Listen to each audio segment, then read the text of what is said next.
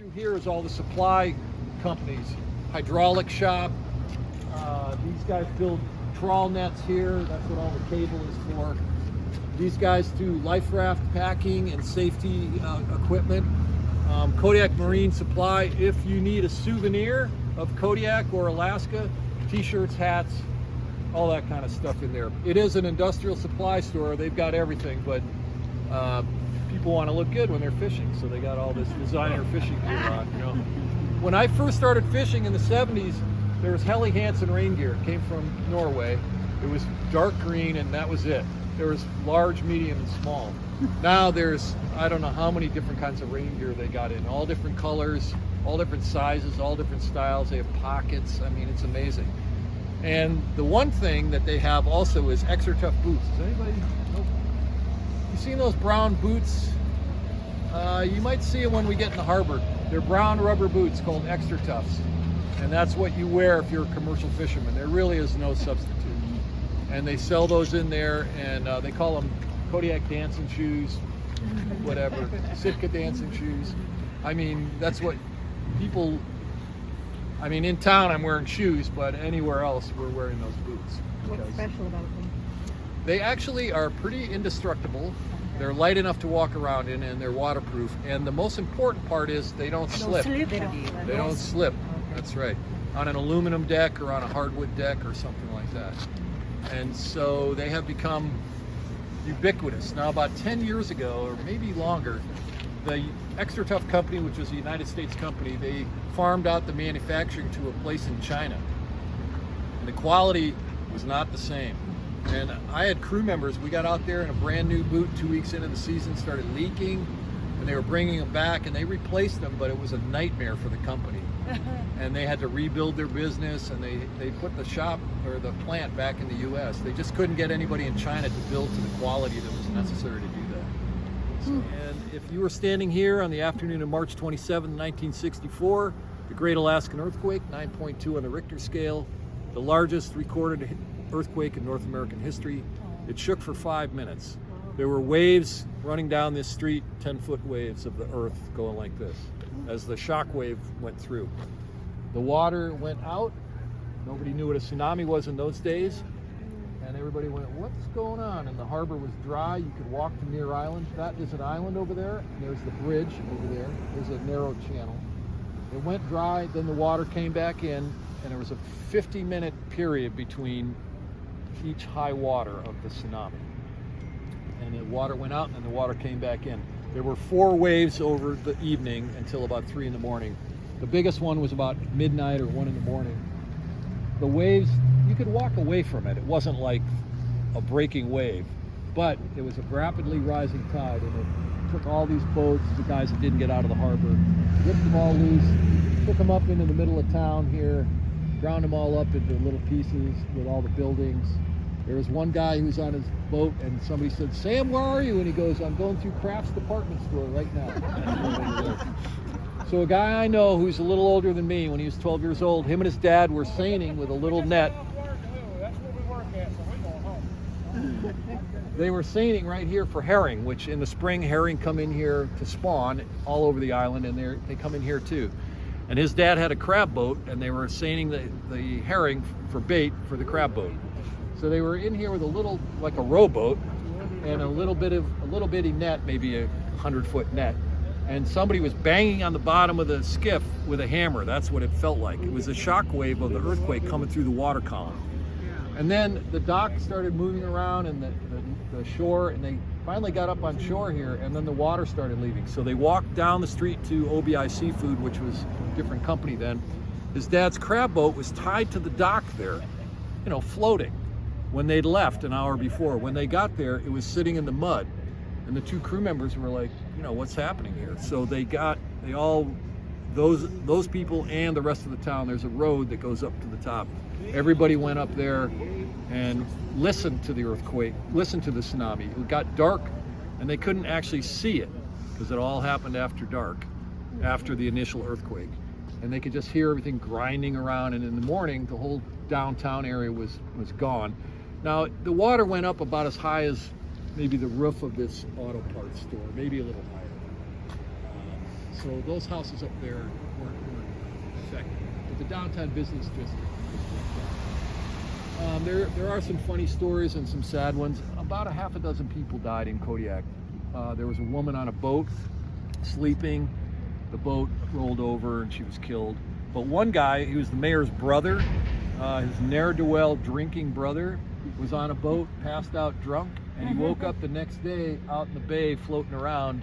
And he kind of came out, looked around, he was like, how did I get here? Why am I not in the harbor? He slept through the entire event.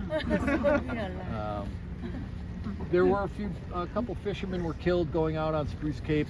There was a really weird water that came in and it overturned their boat. Now the earthquake part is interesting because until 1964, plate tectonics was a theory but not proven. People had their different ideas. We know now that the Pacific plate, which is 20 miles out there, is moving under the plate that we are on Kodiak Island. And that entire Pacific plate is moving west at, let's say, half an inch a year or whatever it is. As it's moving west, it's going underneath the plate that we are on here on Kodiak Island. But it's sticking. So it's just like pushing a rug with your foot. It's pushing Kodiak Island up as it pushes against it. And every 400 to 600 years, they know this now, that slips.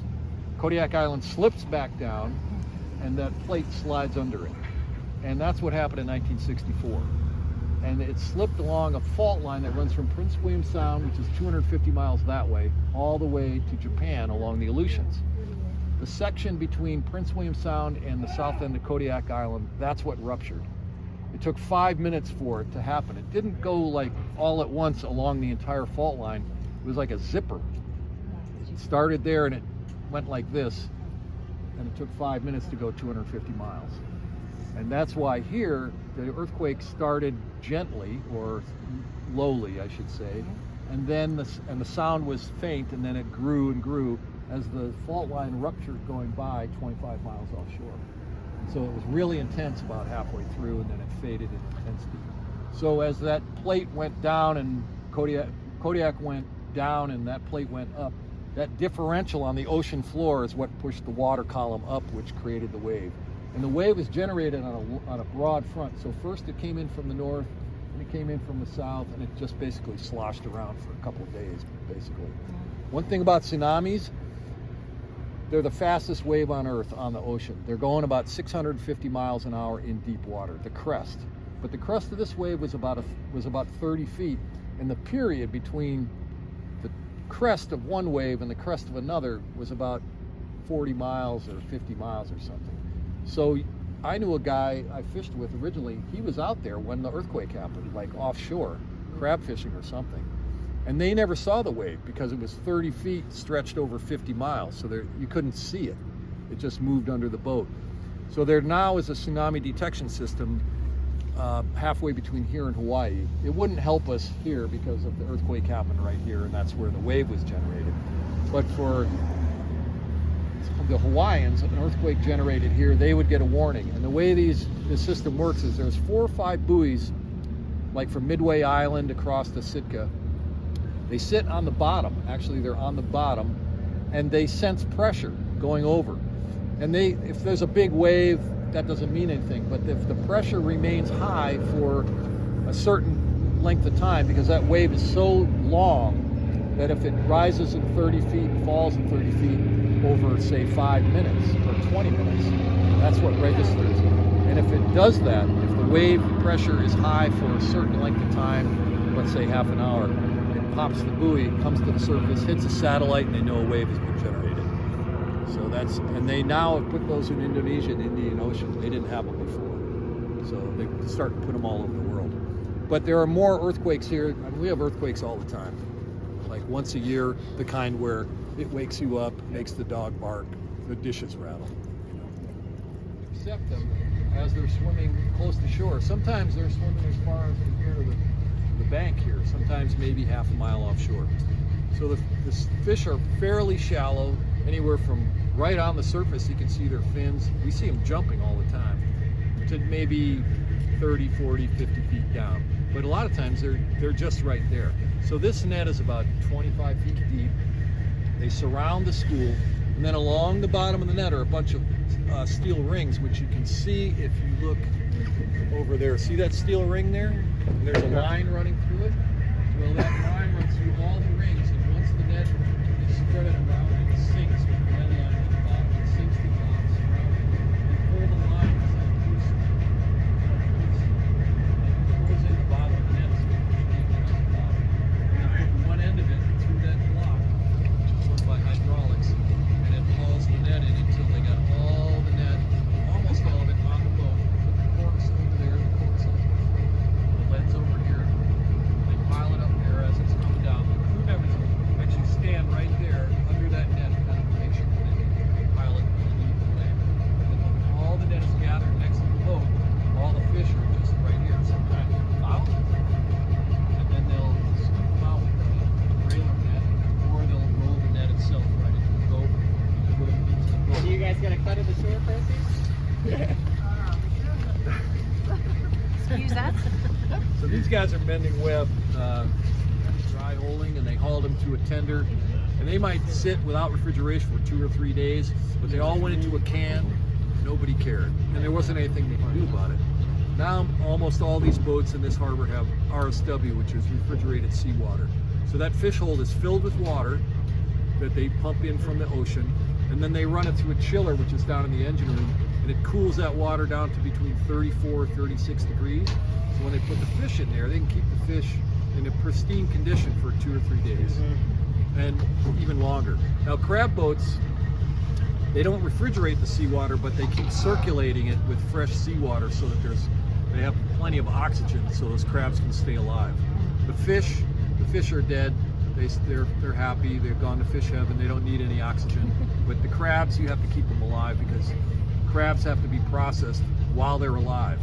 So when I first worked in Kodiak at a cannery right over here when I was 19 years old, one of my first jobs was butchering king crabs. So the legs are like this, the body's like this, right? You turn around so the stomach is facing that way, and we had this stand with a blade on it. It wasn't sharp, but it was sort of like a flat blade about that big made of steel. And we wore this belt made of heavy-duty plastic tied around our waist. You take a crab out of the bin, and you'd have it with its stomach facing that way, and then you'd step into it and rip them in half. And then all the legs went into a hopper and immediately were boiled. They were still wiggling, right?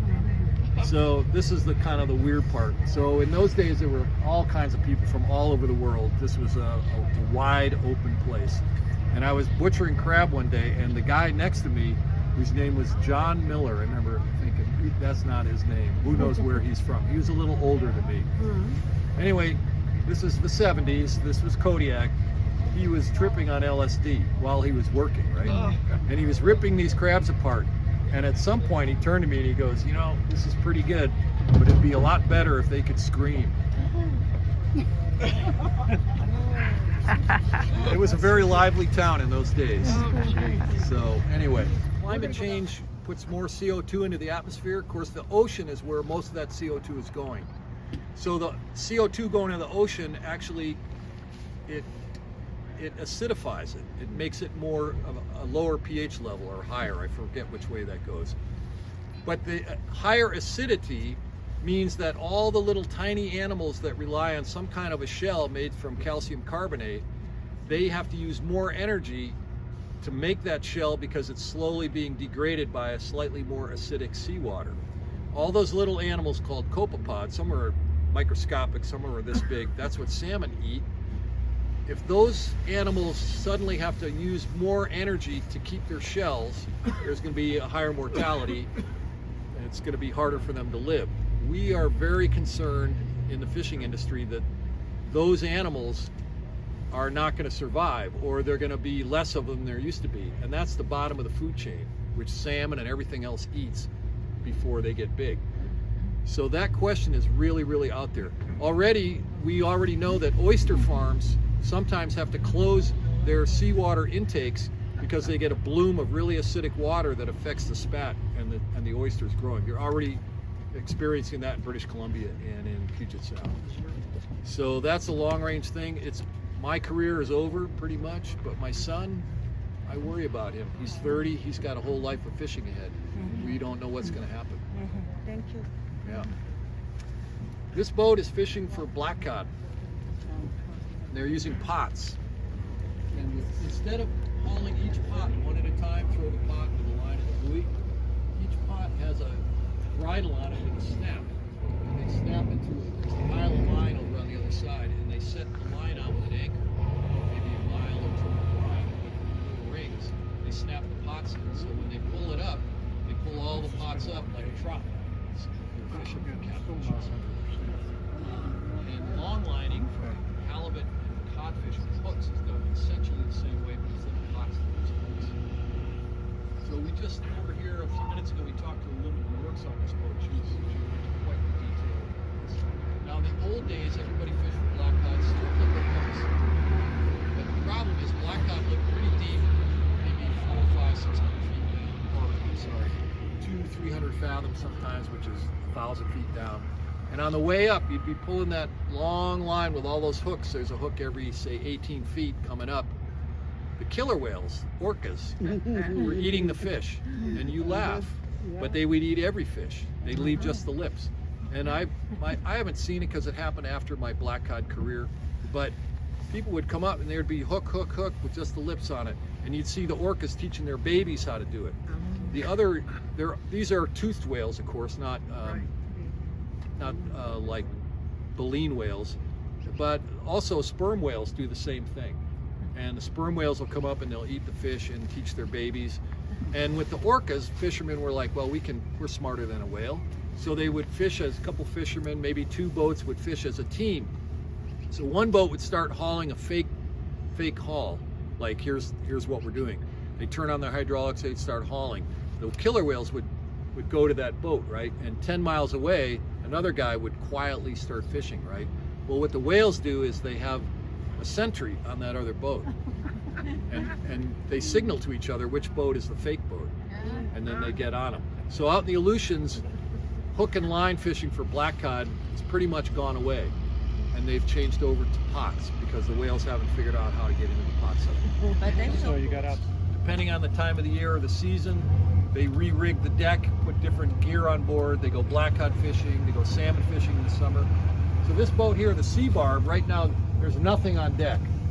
But I worked on there in the late 90s when we were trawling for groundfish, which are fish that live right on the bottom.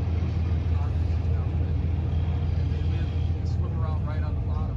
You can drag a net that rolls right on the bottom and scoop them up.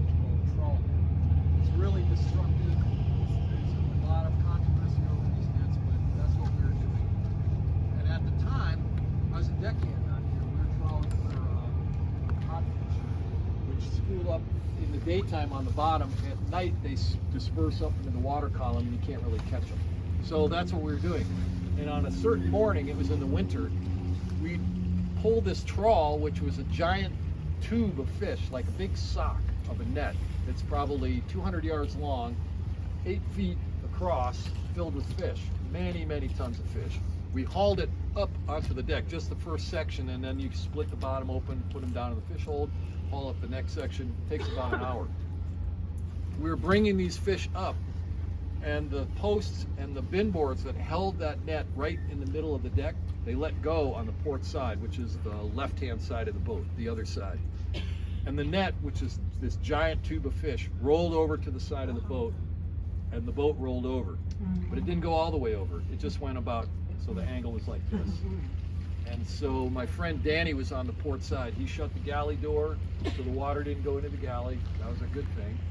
And then I spent another hour out in a survival suit, which I'm going to show you in a few minutes, out off the stern of the boat on the net that was still floating on the surface, cutting with a knife for about an hour to get the fish to come off the deck and out through the hole so the boat would come back. Eventually we got the boat back.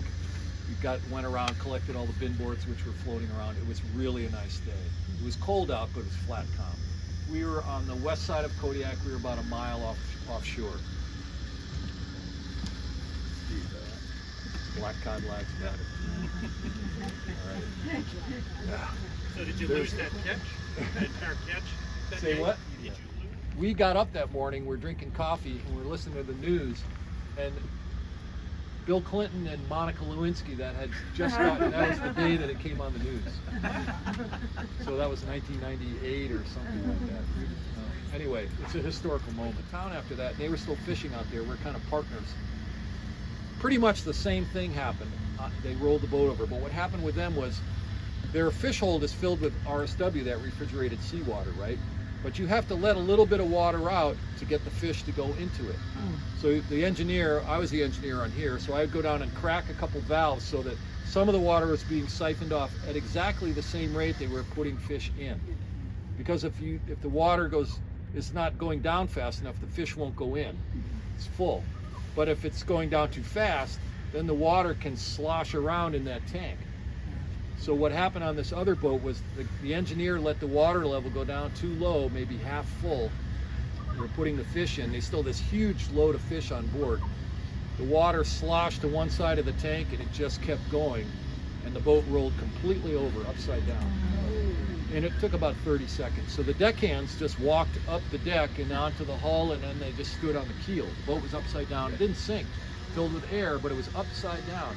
The skipper was in the wheelhouse, and this guy, Kurt Kramer, a friend of mine, and the boat rolled upside down. So now he's in the wheelhouse. Instead of being up here, it's down here.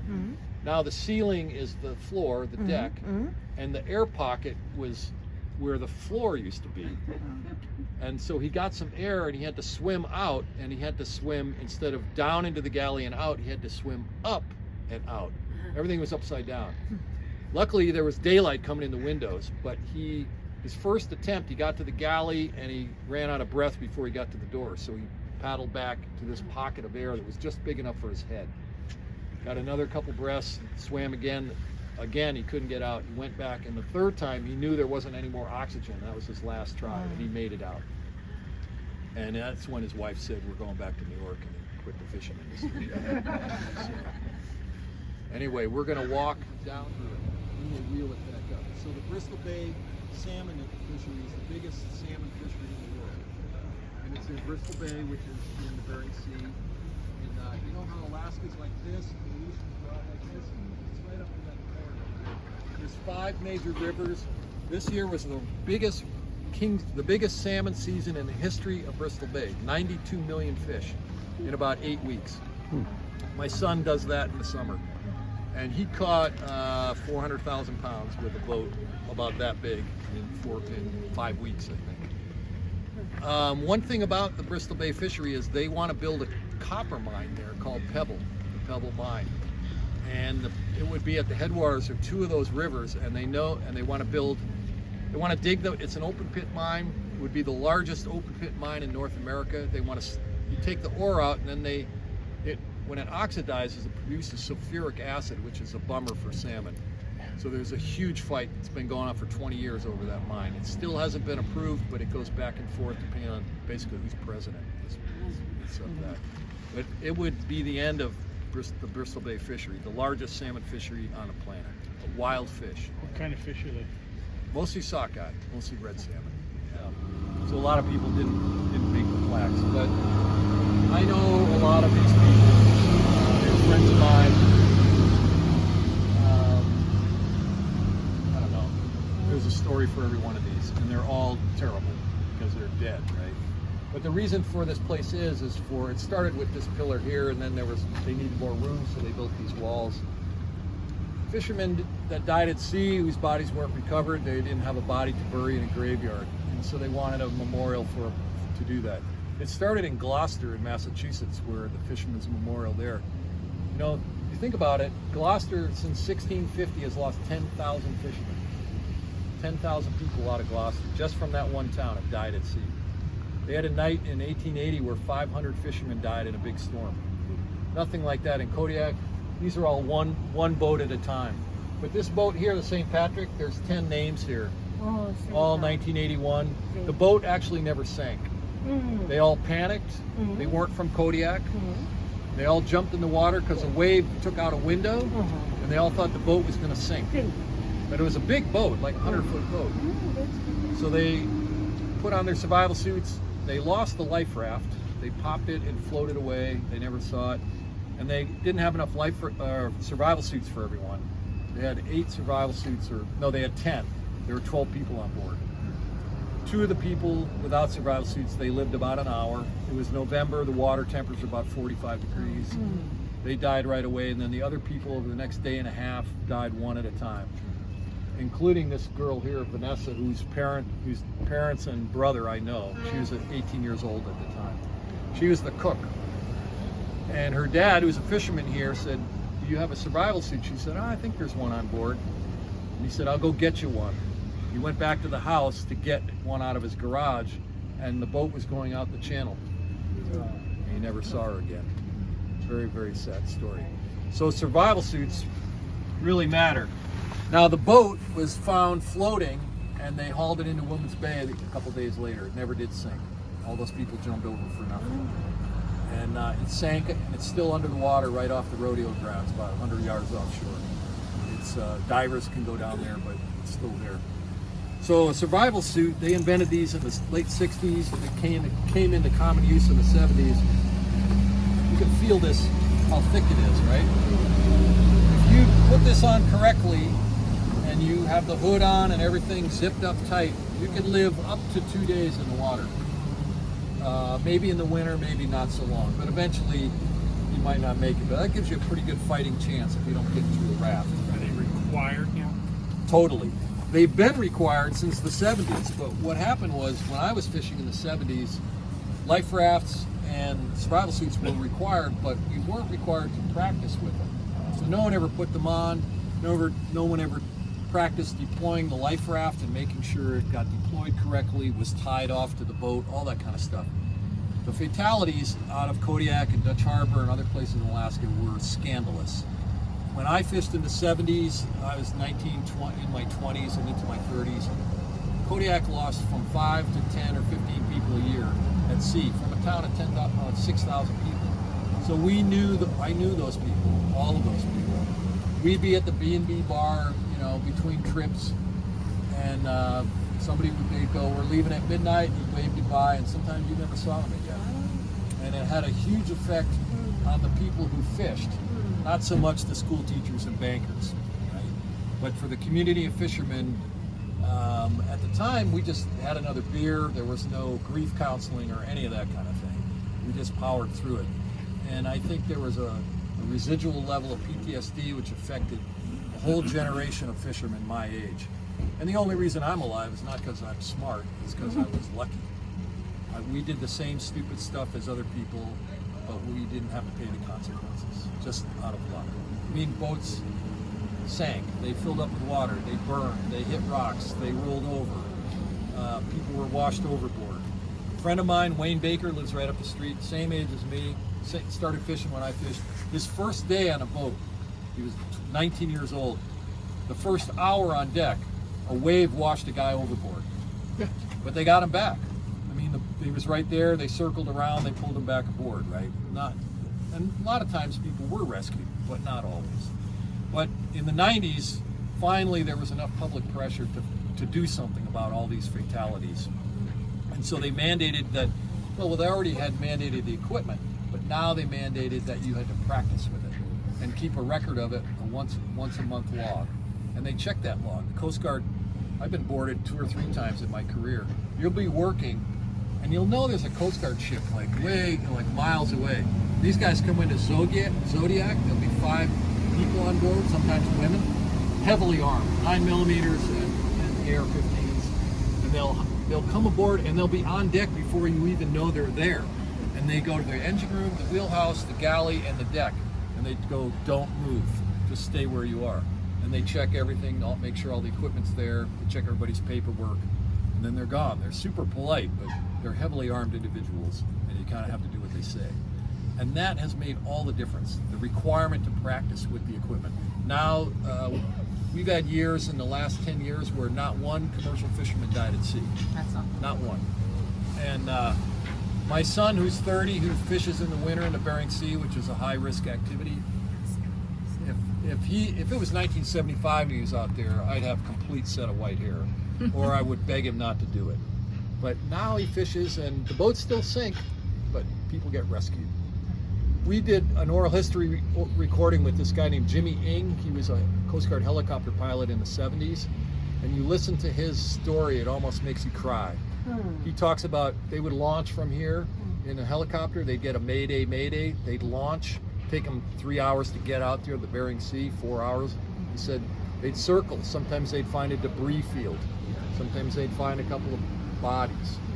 Sometimes they'd find a life raft with nobody in it. Sometimes they'd find a life raft with people in it frozen to death. I mean, just all this stuff. But it's way, way different now. It's way different. So it's good.